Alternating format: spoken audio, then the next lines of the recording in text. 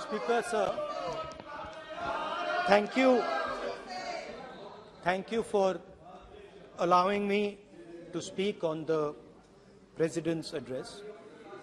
It's an honor for me to be able to speak at this house today.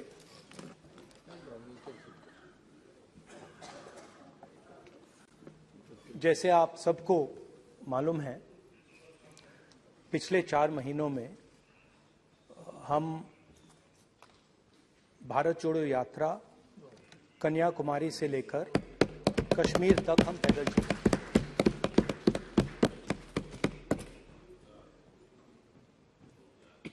3,600 kilometre तकरीबन।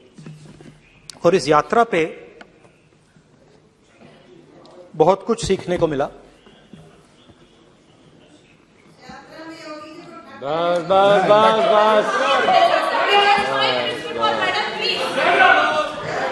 इस यात्रा में बहुत कुछ सीखने को मिला और जो जनता की आवाज, हिंदुस्तान की आवाज है, उसको गहराई से सुनने का मौका मिला।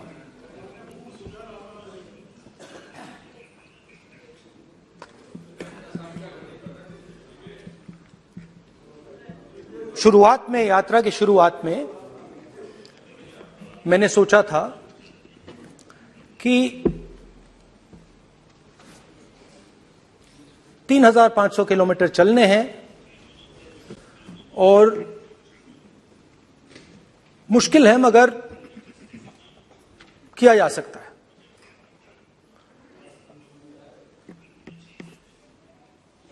आप भी राजनेता हो, हम भी राजनेता हो हैं। हाँ, सेवक कह लीजिए। और नॉर्मली आजकल की राजनीति में जो हमारी पुराना ट्रेडिशन था पैदल चलने का, वो आजकल हम सब लोग, हम भी आप भी, उस ट्रेडिशन को शायद भूल गए या उसका हम पालन नहीं करते। मैं भी उसमें शामिल था, आप भी उसमें शामिल हैं। हम सब, कोई गाड़ी में जाता है, कोई हवाई जहाज में जाता है, कोई हेलीकॉप्टर में जाता है, मगर पैदल कम चलते हैं। ठीक है, ठीक है। और जब पैदल चला जाता है, हाँ पैदल जाएंगे, सब जगह पैदल जाएंगे, घबराइए मत। तो जब पैदल चला जाता है, मैं 1 किलोमीटर की बात नहीं कर रहा हूं, 10 की नहीं कर रहा हूं, 25 की नहीं कर रहा हूं, मैं 200-300-400 किलोमीटर की बात कर रहा हूं। जब 200-300-400 किलोमीटर चला जाता है तो शरीर पे दबाव पड़ता है, दर्द होता है, मुश्किल आती है। शुरुआत में चलते वक्त लोगों की आवाज सुन रहे थे हम, मगर हमारे दिल में यह भी था कि हम भी अपनी बात रखें। कोई हमारे पास आता था, कहता था कि मैं बेरोजगार हूं, और हमें लगता था कि नहीं, हमें कहना चाहिए कि तुम बेरोजगार क्यों हो, कारण क्या है। उसमें हम विपक्ष का रोल भी प्ले कर लेते थे, आपकी भी बुराई कर देते थे।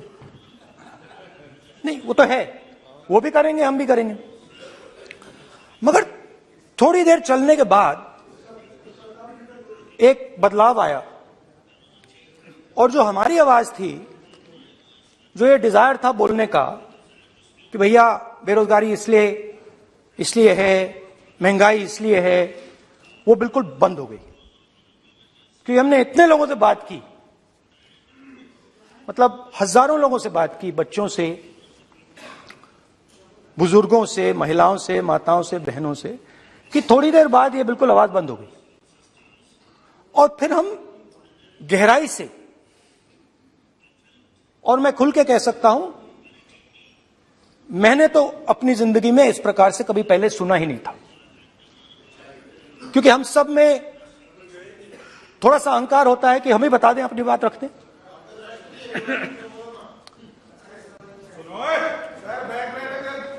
तो आस्ते आस्ते जब हम चले 500-600 किलोमीटर बाद, जनता की आवाज गहराई से सुनाई देने लगी। और एक प्रकार से यात्रा, इंडिविजुअल्स नहीं, यात्रा हमसे बोलने लगी। नहीं, गहरी बात है, समझ नहीं आएगा। आप समझने की कोशिश करो। यात्रा हमसे बोलने लगी। 200 किलोमीटर आप चलने की कोशिश करिए, पता चल जाएगा। और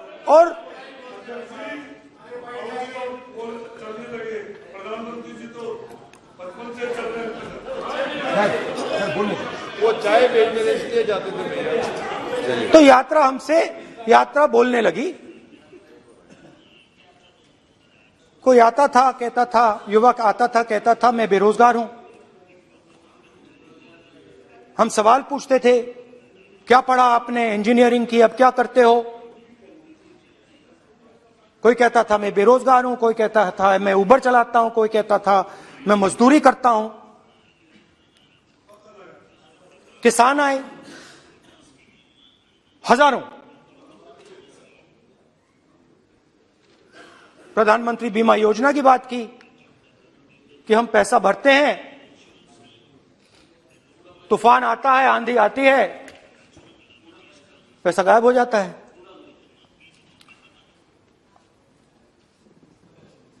किसानों ने यह भी कहा कि हमारी जमीन छीन ली जाती है, हमें सही रेट नहीं मिलता। जमीन अधिग्रहण बिल जो था वो लागू नहीं होता। आदिवासियों ने कहा, वनवासियों ने नहीं, आदिवासियों ने, कि जो ट्राइबल बिल में हमें दिया जाता था वो आज छीना जा रहा है। तो बहुत सारी चीजें हमको सुनने को मिली। मगर मेन थ्रस्ट, अगर मैं कहूं, मेन थ्रस्ट बेरोजगारी, महंगाई और किसान। उसमें एमएसपी थी, उसमें बीज की समस्या थी, किसान बिल की समस्या थी। अच्छा, अग्निवीर की भी बात की लोगों ने, कुछ और सुनाई दे रहा है। अच्छा, एक और चीज हमें बताई गई। तमिलनाडु से लेकर केरला, महाराष्ट्र, मध्य प्रदेश, सब जगह एक नाम सब जगह हमें सुनने को मिला, अदानी। यह नाम पूरे हिंदुस्तान में, केरल में, तमिलनाडु में, महाराष्ट्र, कर्नाटका, हिमाचल, कश्मीर, सब जगह अदानी अदानी अदानी अदानी अदानी।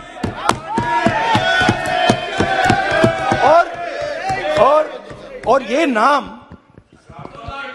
नहीं, और इस नाम के बारे में जब लोग बोलते थे मुझसे, तो 2-3 सवाल पूछते थे। ये पूछते थे कि ये जो अदानी जी हैं, ये किसी भी बिजनेस में घुस जाता है, ये सफलता प्राप्त कर जाता है, ये कभी फेल नहीं होता। और युवाओं ने मुझसे यह सवाल पूछा कि भाई ये हो क्या रहा है, हम भी सीखना चाहते हैं। मोदी जी ने कहा स्टार्टअप करो, हम भी अदानी जी जैसे बनना चाहते हैं कि भैया किसी भी बिजनेस में घुस जाओ और एकदम सक्सेस हो जाए। यह पहला सवाल था। दूसरा सवाल था कि ये अदानी जी हैं, ये किसी भी बिजनेस में घुस जाते हैं। पहले ये 1-2 बिजनेस करते थे, अब ये 8-10 सेक्टर्स में काम करते हैं। Airports, data centres, cement, solar energy, wind energy, aerospace and defence, consumer finance, renewables, media. तो उन्होंने मुझसे पूछा कि राहुल जी, हाँ वेट करो, वेट। हाँ, धन्यवाद। पोर्ट्स की बात भी थी।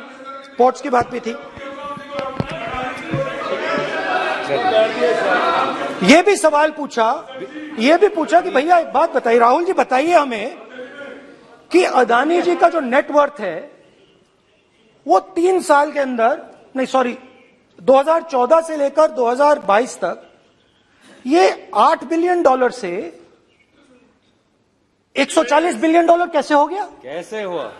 मोदी कैसे? मोदी है तो मुमकिन। ये 2014 में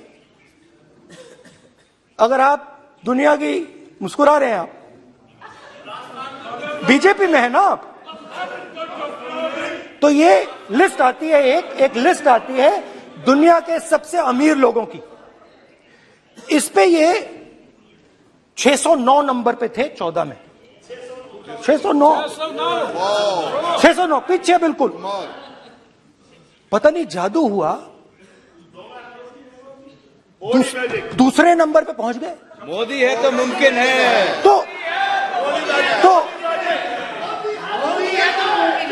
तो मुझसे पूछा यार, बहुत सारे लोगों ने पूछा कि भैया राहुल जी बताइए,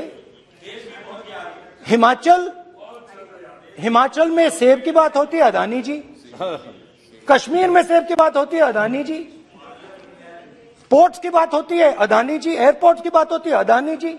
इंफ्रास्ट्रक्चर, अच्छा हम सड़क पे चल रहे हैं, मैं पूछूं किसने बनाई? अदानी जी।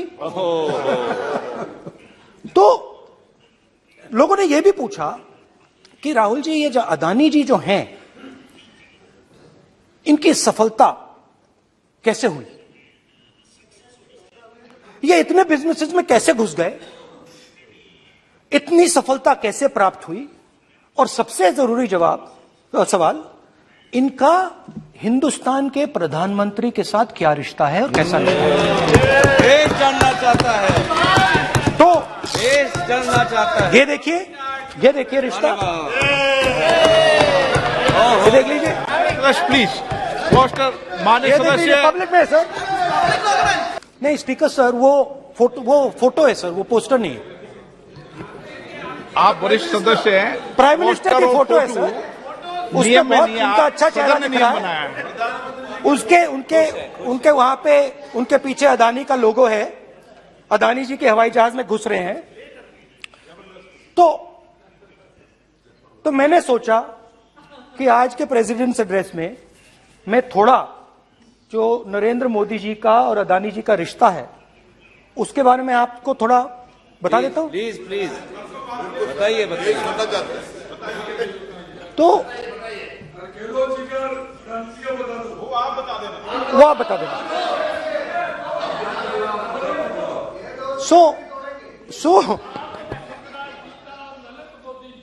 So the relationship begins many years ago when Narendra Modi ji was the Chief Minister of Gujarat. And when most of India's business was asking questions of the Prime Minister, was against the Prime Minister, one man stood shoulder to shoulder with the Prime Minister. He didn't back down. That's commendable. It's not a joke. He was loyal to the Prime Minister. And what did he do? He helped Mr. Modi construct the idea of resurgent Gujarat. Right? The idea that you bring these businessmen together you bring these businessmen together and you call it Resurgent Gujarat, Vibrant Gujarat, they're both. And he was the backbone in setting up that group of people. Okay? And the result of that was tremendous growth of his businesses in Gujarat. Expansion of his businesses. I think then the real magic starts. जब प्रधानमंत्री जी दिल्ली आते हैं और 2014 में असली जादू शुरू होता है। मैंने कहा कि 2014 में वो 609 नंबर पे थे, कुछ ही सालों में वो दूसरे नंबर पे पहुंच गए। कैसे पहुंचे? मैं आपको, बहुत सारी इंडस्ट्रीज में काम करते हैं, मैं आपको 2-3 इंडस्ट्रीज का उदाहरण दे देता हूं। एयरपोर्ट इंडस्ट्री की बात, एयरपोर्ट्स की बात करते हैं।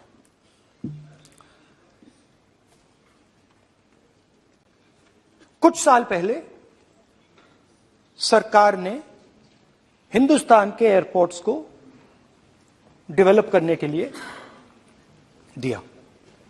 नियम था, there was a rule that anybody who does not have prior experience in airports cannot be involved in development of these airports. नहीं, गलत नहीं बोल रहा हूं।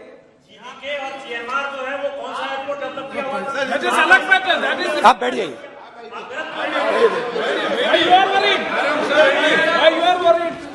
अडानी के डिफेंस में आ गए सर। रूल था कि अगर कोई एयरपोर्ट बिजनेस में नहीं था तो वो इन एयरपोर्ट्स को ले नहीं सकता था। इस रूल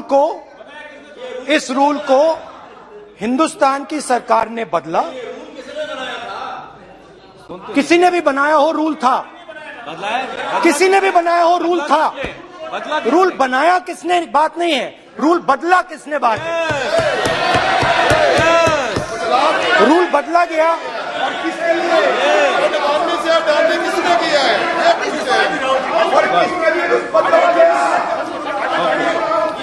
रूल बदला गया।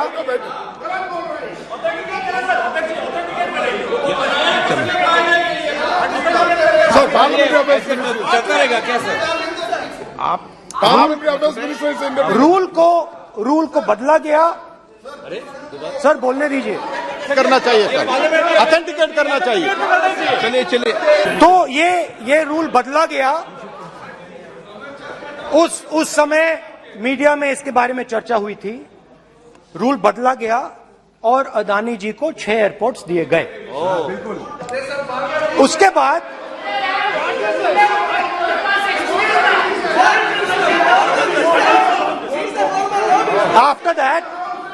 after that India's most strategic profitable airport, Mumbai airport, was taken away by GVK, hijacked by using the agencies. The agencies को CBI, ED का प्रयोग कर GVK पर दबाव डालकर हिंदुस्तान की सरकार ने उस एयरपोर्ट को अदानी जी के हाथों में कर दिया। रिजल्ट क्या आया? रिजल्ट आया कि एयरपोर्ट्स में आज अदानी जी 24% हिंदुस्तान की एयर ट्रैफिक को अपने एयरपोर्ट से निकालते हैं और 31% एयर फ्रेट उनके एयरपोर्ट्स में से निकलता है। अब ये काम हिंदुस्तान की सरकार और हिंदुस्तान के प्रधानमंत्री जी ने फैसिलिटेट किया। अब आपने, जो पिछले स्पीकर थे उन्होंने फॉरेन पॉलिसी की बात की, हम भी फॉरेन पॉलिसी की बात करते हैं। चलिए डिफेंस से शुरू करते हैं। बहुत ऑप्शन है, आप बताइए कहां से शुरू करें। बिजली, डिफेंस, कोयला, बहुत ऑप्शन है। Defence, let us start with defence. अब डिफेंस में अदानी जी का कोई एक्सपीरियंस नहीं था, जीरो एक्सपीरियंस। कल मैंने प्रधानमंत्री को एचएएल में देखा। प्रधानमंत्री जी ने कहा कि गलत आरोप लगाया, मगर रियलिटी तो यह है कि एचएएल का जो कॉन्ट्रैक्ट था 126 हवाई जहाजों का, वो अनिल अंबानी को चला गया और अनिल अंबानी बैंकरप्ट हो गया। वहां भी फैसिलिटेशन था। अब देखिए, और ये जो फ्यूचर एंटरप्रेन्योर्स हैं, जो बिजनेस स्कूल हैं, हार्वर्ड यूनिवर्सिटी जैसे स्कूल हैं, इनको इसका केस स्टडी, इसकी केस स्टडी बनानी चाहिए, शायद बने। How to use government power to build individual businesses, case study.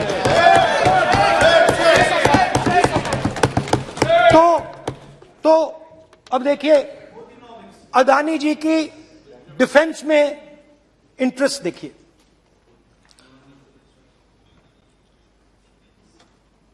Elbit company के साथ हिंदुस्तान में अदानी जी ड्रोन्स बनाते हैं। ड्रोन्स को हिंदुस्तान की एयरफोर्स, आर्मी, नेवी के लिए रिफिट करते हैं।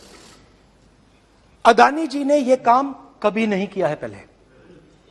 एचएएल यह काम करती है। हिंदुस्तान में और भी कंपनीज हैं जो ये काम करती हैं, मगर प्रधानमंत्री जी इजरायल जाते हैं और उसके एकदम बाद अदानी जी को ये कॉन्ट्रैक्ट मिल जाता है, मगर एक नहीं मिलता। ये मत सोचिए कि ये सिर्फ एक कंपनी की बात हो रही है, ये इंडस्ट्रीज की बात होती है यहां पे। जैसे मैंने आपको दिखाया, एयरपोर्ट का पूरा सिस्टम उठा के ले गए, 30% मार्केट शेयर एयरपोर्ट में ले गए, वैसे ही डिफेंस में करा। तो 4 डिफेंस की इनके पास कंपनीज हैं। यह काम इन्होंने कभी नहीं किया।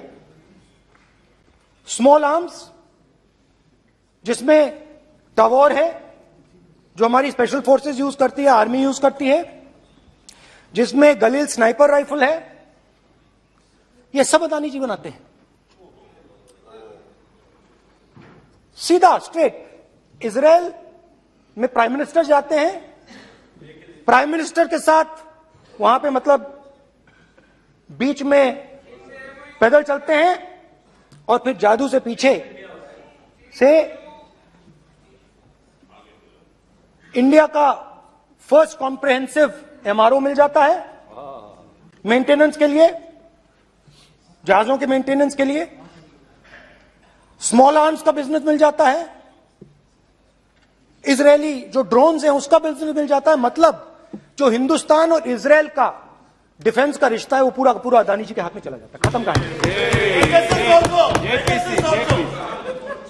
हाँ, उसमें पेगासस भी है, तो पता नहीं वहां से क्या मतलब पेगासस कैसे आया, क्या हुआ, किसने दिया। अच्छा, एक और बड़ी इंटरेस्टिंग चीज है, एक कंपनी है अल्फा डिफेंस, जो डिफेंस इलेक्ट्रॉनिक्स का काम करती है, एवियोनिक्स का काम करती है, और बहुत स्ट्रेटेजिक कंपनी है। वो भी अदानी जी के हवाले कर दी गई, अदानी जी ने एक्वायर कर लिया। तो आपने देखा कि एयरपोर्ट्स का बिजनेस 30% मार्केट शेयर, हिंदुस्तान और इजरायल का जो वेपन्स का बिजनेस है 90% उठा के ले गए। एक विजिट, फॉरेन पॉलिसी, ये है फॉरेन पॉलिसी। चलिए, अब मैंने आपको इजरायल की बात बताई, ऑस्ट्रेलिया चलते हैं। कोयला, ऑस्ट्रेलिया चलिए। ऑस्ट्रेलिया में प्रधानमंत्री जाते हैं। आप बोलिए सर, स्पीकर सर, प्रधानमंत्री जी ऑस्ट्रेलिया जाते हैं और जादू से state bank of India $1 billion loan Adani ji को एसबीआई,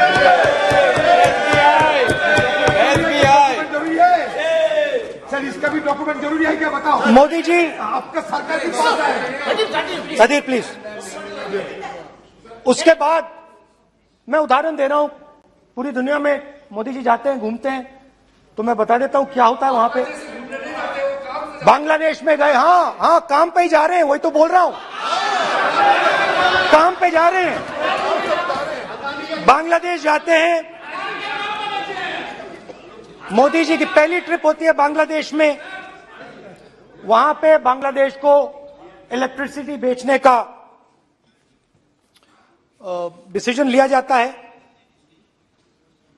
कुछ ही दिन बाद बांग्लादेश पावर डेवलपमेंट बोर्ड 25 साल का कॉन्ट्रैक्ट अदानी जी के साथ साइन कर देता है। 1500 मेगावाट इलेक्ट्रिसिटी का कॉन्ट्रैक्ट अदानी जी। दोस्ती चलिए वहां से श्रीलंका चलते हैं।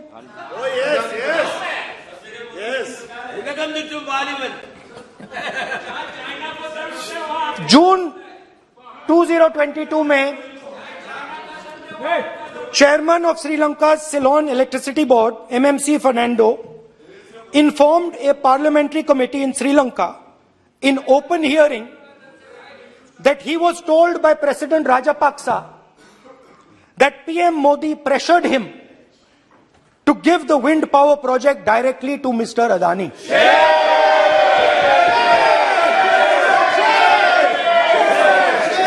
मतलब श्रीलंका इलेक्ट्रिसिटी बोर्ड के चेयरमैन कहते हैं कि उन्होंने राजापाक्सा जी ने कहा कि हिंदुस्तान के प्रधानमंत्री ने उनको कहा है कि ये विंड पावर का प्रोजेक्ट है, ये अदानी जी को देना है। तो ये रही आपकी फॉरेन पॉलिसी। ये हिंदुस्तान की फॉरेन पॉलिसी नहीं है, ये अदानी जी की फॉरेन पॉलिसी है, उनके बिजनेसेस बनाने की फॉरेन पॉलिसी है। अब यात्रा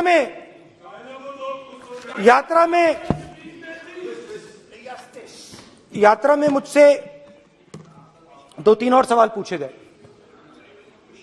यात्रा में लोगों ने मुझसे पूछा, राहुल जी ये जो LIC कंपनी है इसका पैसा अदानी जी की मदद करने के लिए क्यों डाला जा रहा है?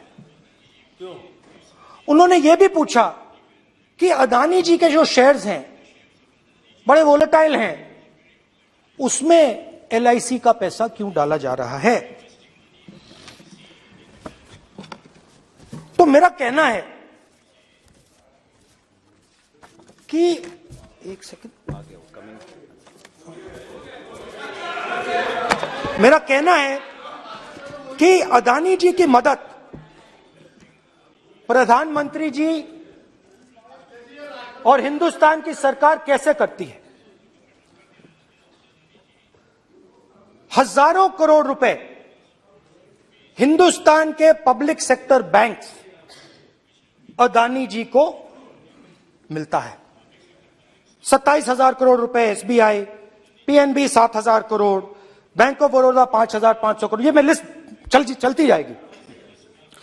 LIC का एक्सपोजर 36,000 करोड़ रुपए, 3 crore SBI and other PSU bank holders. Money is going to Mr. Adani and to finance.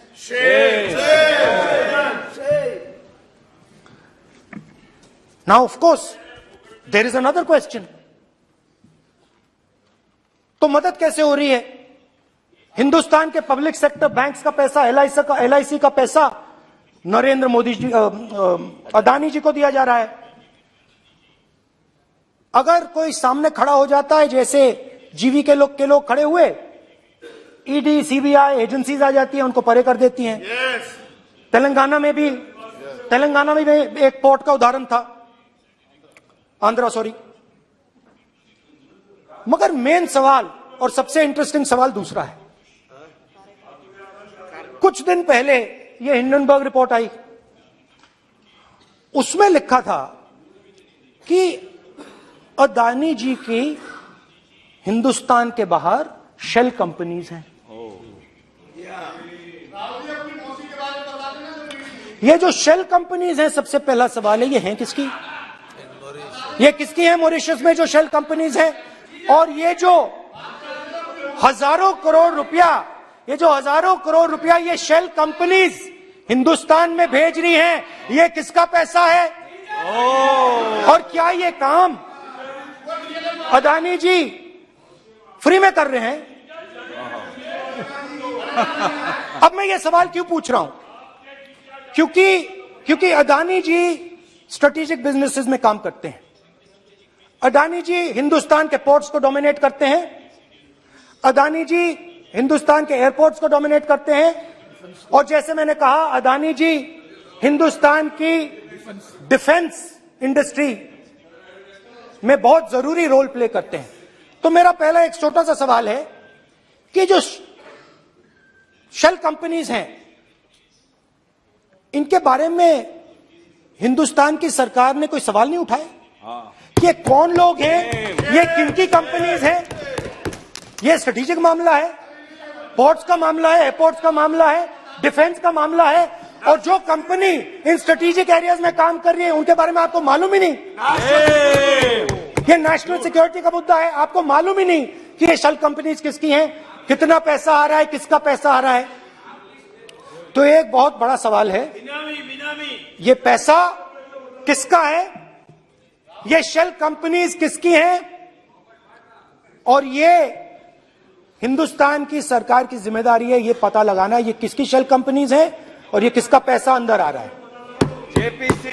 JPC, we want JPC, we want JPC.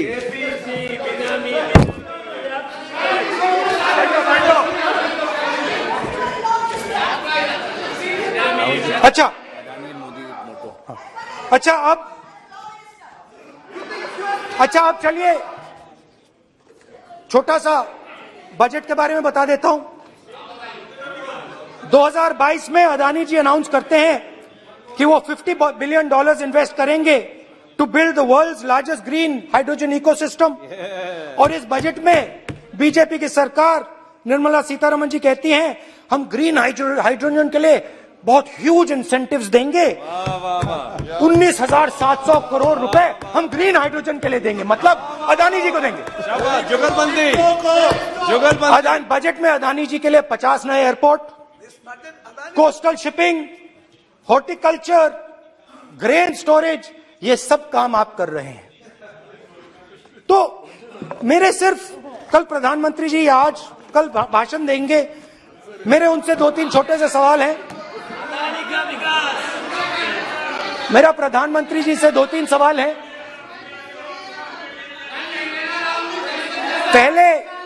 पहले अदानी जी के हवाई जहाज में मोदी जी जाते थे, अब मोदी जी के हवाई जहाज में अदानी जी जाते हैं। पहले लोकल मामला था, फिर नेशनल मामला हो गया, उसके बाद इंटरनेशनल मामला हो गया। अदानी जी के लिए बोरिस जॉनसन का बेटा काम करता है, आपको पता नहीं मालूम है या नहीं मालूम? भाई सॉरी, नहीं बेटा भी, भाई काम करता है। तो ये मामला पहले गुजरात का मामला था, फिर ये हिंदुस्तान का मामला हुआ, अब ये इंटरनेशनल मामला हो गया है। तो मेरा सवाल प्रधानमंत्री जी से, और सिंपल सवाल है, प्रधानमंत्री जी आपकी फॉरेन ट्रिप्स पे अदानी जी और आप कितनी बार एक साथ गए? Adani ji, how many times did you travel together with Adani ji? How many times did Adani ji join you later on a visit? How many times did Adani ji travel to a country immediately after you did? Good question. And in how many of these countries after you visited did Adani ji get a contract? Good question. Also an important question, जरूरी सवाल। अदानी जी ने BJP को पिछले 20 साल में कितने पैसे दिए हैं?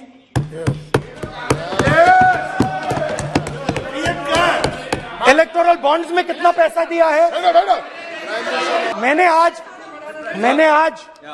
वो जो युवाओं ने मुझसे सवाल पूछा था कि अदानी जी की इतनी बिजनेस एक्यूमेंट कहां से आई, इतने अलग अलग सेक्टर्स में अदानी जी ने कैसे सक्सेस प्राप्त की, अदानी जी के बारे में पूरी दुनिया को स्टडी करनी चाहिए, हार्वर्ड यूनिवर्सिटी को स्टडी करनी चाहिए कि पॉलिटिक्स के बीच में और बिजनेस के बीच में कैसा रिश्ता होता है.